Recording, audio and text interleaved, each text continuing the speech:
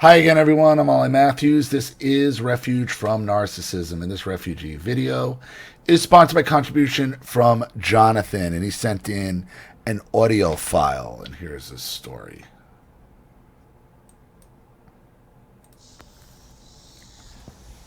What's going on, Ollie?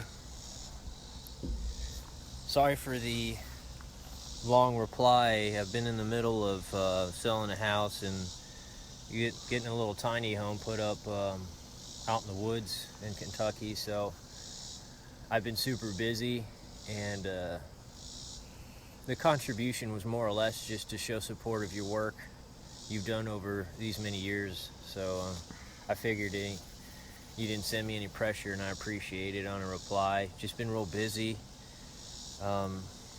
Anyways, I could make this all about myself or my story, but I think what's more important is speaking for veterans and dealing with boomer parents. And so far, I've lost about 4 friends from suicide that I deployed with. Sorry. Military guys get a bad deal. And you're finding out that now more than ever, that's for sure. Usually it was probably, it's been about every 6 months one dies. And And for what? And for what? To go over and get traumatized in some country that doesn't appreciate us, doesn't want us there, and hates us anyway. For what? That's not to blame any of these guys who joined and gone. They didn't know. They didn't know. Used. For what? So Boeing and Raytheon can make another fucking $1 billion? So Pelosi and Schumer and McConnell and fucking Ryan and all of them, both sides, can fucking line their pockets?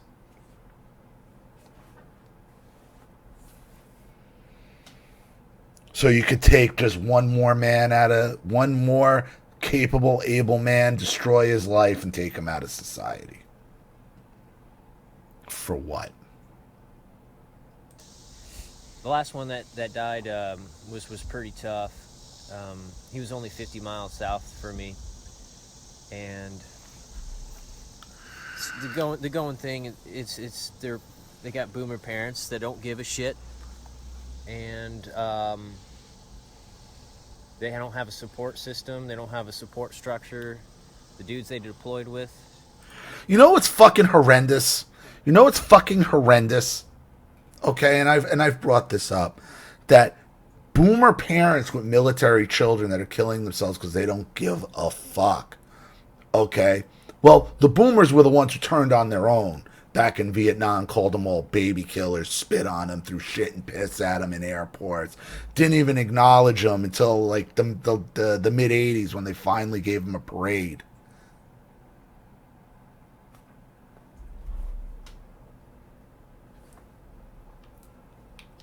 What a horrible generation. And then they turn around and they do it again. Are busy. Their wife or ex-wife and kids are taken from them. They got boomer parents that don't give a fuck. Last one, his mom hadn't seen him since he was born, and they just had this attitude as if I don't think it was shock. Honestly, it appeared as if they just didn't give a fuck. And that's what I've noticed every time. They don't. And for anyone who's out here who's listening, if you don't have a will created and you have no kids, your belongings go to your parents if they're still alive. So they hurried up, put them in a fucking uniform, had them buried, all paid for by the VA hospital, or the VA department. Oh, in the military. Yeah, the parents probably get the survivor benefits. Survivor benefits, yeah. Because I was thinking, you die without a will, your shit usually goes to the government. But no, if you're in the military, yeah, and you got no family, no, yeah. So she's collecting survivor benefits.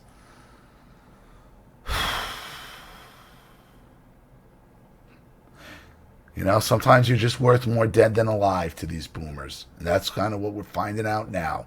It's not just the military, it's everybody. To the baby boomer, you're worth more dead than alive. From the VA, there was 4 buried that day in Tennessee. He was 50 miles south from me. We used to, everybody I road tripped with to visit Tennessee is all died, and they're all Southerners too that I've noticed. One was out west, but So then they really don't care. they just all have one of my friends. They really don't care because they think you're just a bunch of fucking uneducated, Trump-supporting fucking rednecks who deserve to die anyway. That's what they think. That's what they think. That killed himself. He was calling his dad with his gun in his mouth, and his dad says, "You got to quit calling me. If you're going to do it, just do it." You know, typical fucking boomer. And then my dad's a boomer Vietnam vet, helicopter pilot, and I didn't see him lose as many friends as I have, and he don't give a shit. And that was my point about Vietnam and the boomers. It was their war. You'd think they'd have some fucking compassion. Guys like your father were spit on and called baby fucking killer. No. We got a parade, so now it's all cool. Now it's all cool. Now Vietnam and those veterans are looked at positively. So now they're the victim, and they were those veterans were the victim, but now they have no fucking compassion for anyone else. No, I can't. I'm not going to label all of them. But from your perspective, it's scary, man. You know, if I didn't have my ducks in a row, and something happened to me, my parents would fucking get rid of my animals and sell all my shit and get a free pat on the back for a good year about my passing. Yep. They did that with my sister. She died of a methadone overdose when I came back from overseas in 2006. I came back in June. She died in December/January 2007 because she was dead for 2 weeks in the apartment from methadone, and my parents didn't give a shit.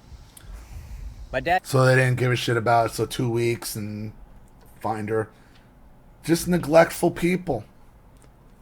If it's not affecting them personally, don't fucking bother with them. Not until I could get some survivor benefits out of you. And there's that meth again. There it is. All of it layered into society to destroy us. Fucking disgusting. I dumped out her ashes and my mom still kept them. I just think it's fucking weirdo to keep someone's ashes, man. That's just me. You're supposed to let it go. It's an element of corpse sitting in your house. Anyways, so, I've been a little bit experienced seeing a boomer's kid pass, because my sister was a Gen X. She was born in 81, and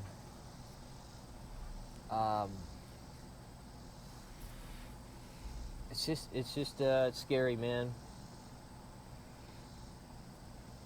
See, and his kids didn't even show up to his funeral. You know, if you don't have a family, what other type of support system do people have? If you don't have friends, you don't have family, what else do you have? That's why it's important to make your own support system. And that was supposed to be the thing about the military. It's supposed to be a brotherhood. Band of Brothers. There was a miniseries about it. Big difference. Big difference between veterans today and veterans from World War II, that's for sure, even Vietnam. What about the VFW? I mean, it's not an old place anymore. I mean, the VFW is for veterans.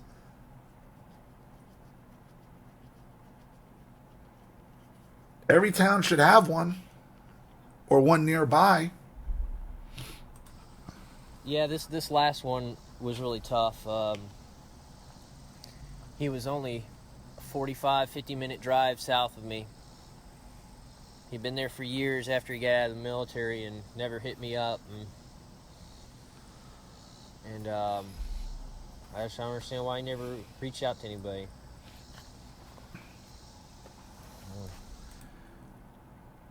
Because that's what's going on, man. Nobody's reaching out. These military guys get out, and they used to be that they stayed in touch somehow. There's gotta be, you gotta figure out. Maybe you gotta be the first one to keep everyone in touch. Maybe you gotta be the lifeline. And then his fucking boomer parents, and I think his grandmother was a boomer too. The military did him in. 5 deployments was too many. And then they bury him in a fucking uniform. My God.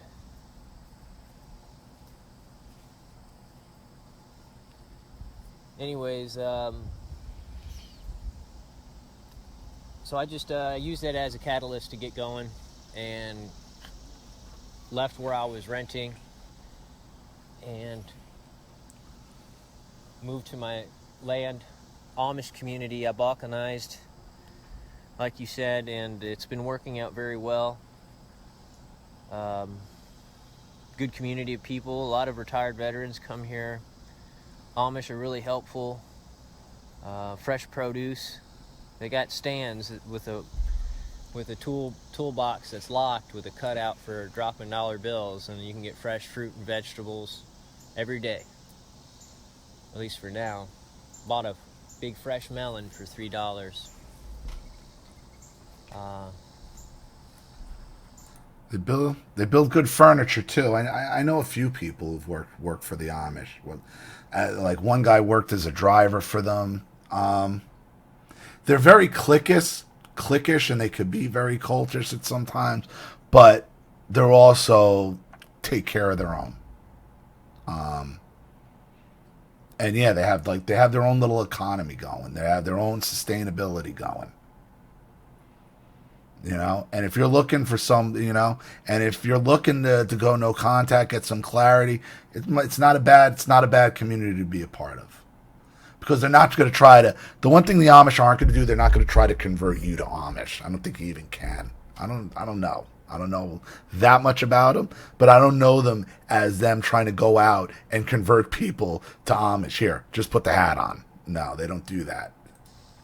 Yeah, I really don't know what to share with my story. Maybe another future donation or upload. But this was more or less just to let you know that, all the guys that I served with in Ramadi wasn't a very safe or fun place in 2005. And we're losing them every 6 months, and it's not just me. I think a lot of men in general. It's not just military guys. I think there's a lot of men with the same type of dynamic, minus the military. No support structure, no friends, no family to talk to. Boomer parents, wife taking the kids away, or divorced, and it's just trippy. We used to take road trips in my 07 or 97 Sebring convertible. It was black with a white with a black top, and so far everybody I've road tripped with are all dead from suicide. And one seen me in one of my visions after he died. He had to go through a life review. And it's just weird. You go to a ceremony or service for a guy that kills himself, and you see your friends there, and then one of the friends you see at that service 6 months later kills himself. No shit. That's what's been happening. Every time I've been going to one of these things over a guy killing himself, there's one guy from the group that 6 months later is going to kill himself too.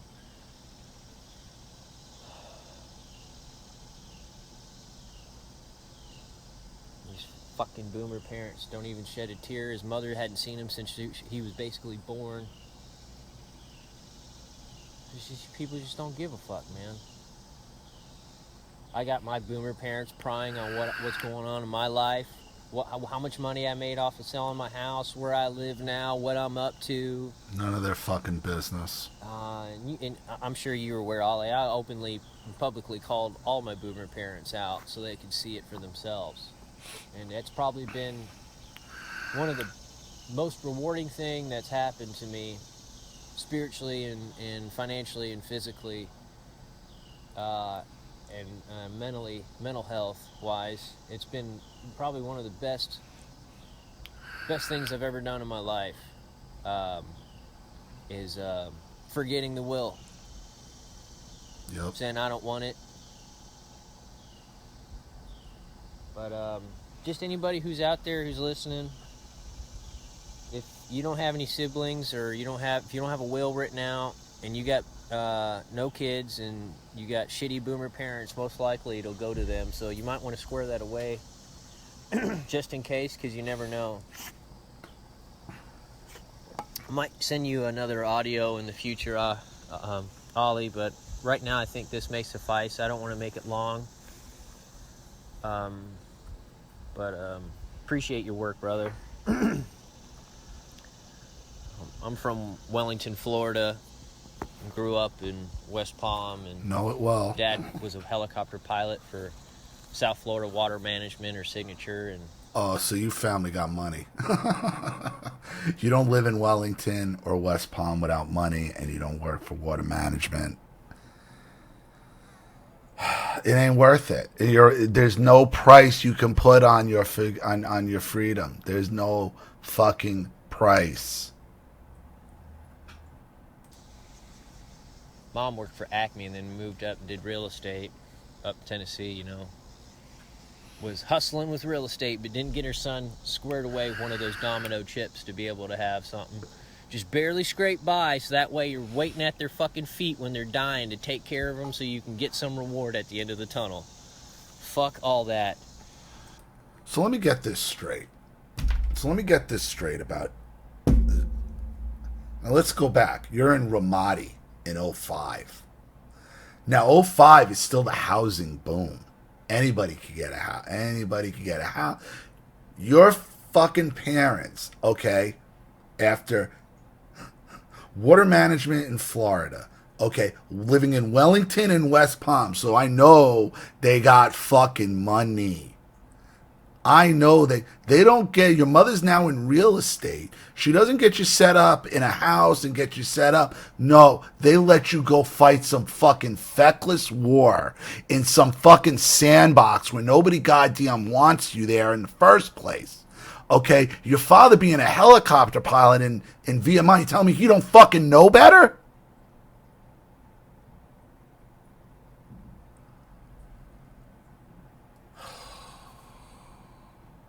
You can be wealthy and grow old and not have your fucking kids around, the way I see it. You know, they think being a parent is only good up to about 18, and then it doesn't matter no more. Because you're worth more dead than alive. To them, you're worth more dead than alive to the baby boomer. Looking up all my exes, who got married, who has kids, and to rubbing it in my face and shit. Just fucking degenerate losers, man. That's what they are. They just want... It's a game of one-upmanship. It's a constant competition with because they're teenagers. Mentally, they're perpetual teenagers. Spoiled fucking brats who had the world handed to them on a silver platter and then destroyed it. You are in constant competition with them. And now as they're aging out and dying, their grip, their claws with their hanging on with their long decrepit nails to whatever fucking power they can keep on.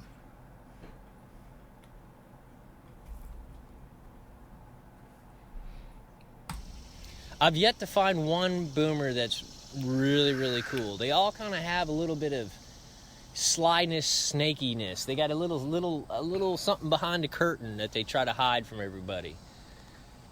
You know, I got that sleazy boomerness about them, some spoiled sleaziness. Can't stand to see somebody younger than them doing something in this world. Just can't. I will be fair. I mean, by and large, you're right. Majority, okay? There are a few of them. There are a few decent ones on out there. I believe me. I know a couple. I know a couple. Can't believe my parents didn't set me up for success. But then I can, because they're degenerates, and it wasn't about having kids and bringing a future.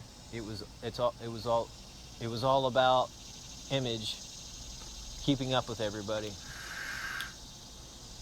That they're not going to set you up for success, because you're worth more dead to them than alive, whether it be money or pity or status. You're worth more dead to them than alive. And that's it. All right, get your living will in order, people, if you don't have kids, because it will go to your shitty boomer parents if they're still alive. So just, it's just a reality we all have to face and take care of. And I've been dragging my feet on it way too long,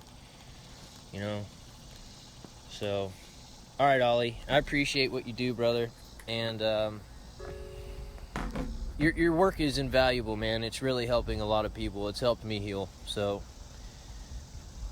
all right, people, be grateful, and Ollie, thank you for your work, and God bless, brother. Peace. Well, thank you for the kind words, Jonathan. But my concern with your video, with this, is, and first of all, it sounds like you're in a beautiful place, just hanging out in the woods in Kentucky somewhere. Sounds awesome. Sounds peaceful. Sounds awesome. Sounds like exactly what you need. Okay? But this thing with the veterans killing themselves, and it's a big problem. It's a big problem.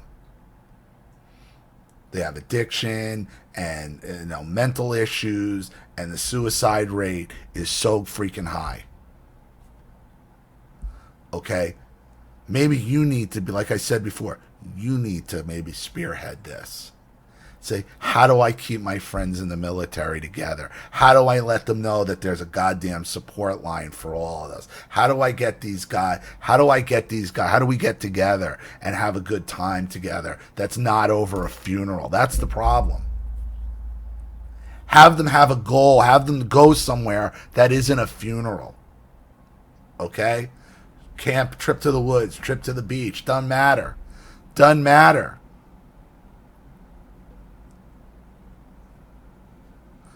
Let these guys know there's some kind of lifeline. And some of them you're not going to be able to help. But you just don't know when you're going to get somebody at the right time. You don't know.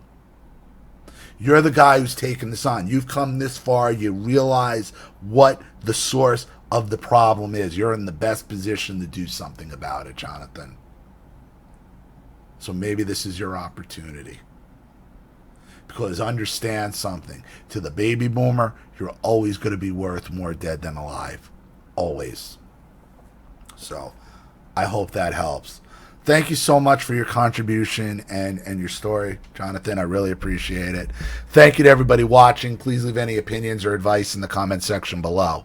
And again, if you want your story read on the channel, you have a topic you'd like me to cover, something you'd like me to expose, you'd like to set up a Skype phone call, have a private video made, you'd like to sponsor a video like this for someone who needs help and can't afford it, or you'd just like to make a contribution to the channel in general to keep it supported, growing, and successful, because this channel survives 100% on contributions from all of you. Without you guys, all this goes away. So if you like what you see here and you want to see more videos like this, you know what to do with the Zelle, PayPal, and email links in the description box below.